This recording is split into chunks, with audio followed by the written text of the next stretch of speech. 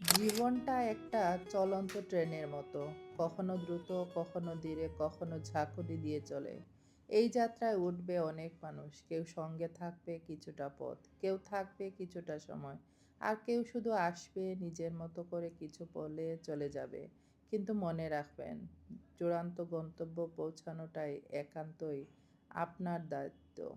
মনে রাখবেন, সব প্রশ্নের উত্তর দিতে হয় না। সব কথার জবাব দিলে আপনি নিজের উচ্চতা হারিয়ে ফেলেন।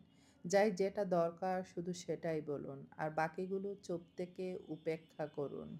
নিজেকে প্রমাণ করতে নয়, নিজেকে ভালো রাখতেই জীবন চালিয়ে যেতে হয়। সবশেষে একটাই কথা বলবো, আপনার জীবন আপনার মতো করে বাঁচুন। এই পৃথিবী যেমন আছে ঠিক তেমন থাকবে।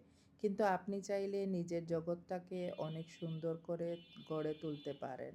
শুধু সঠিক মানুষ, সঠিক ভাবনা আর নিজেকে ভালোবাসার সাহস থাকলেই চলবে।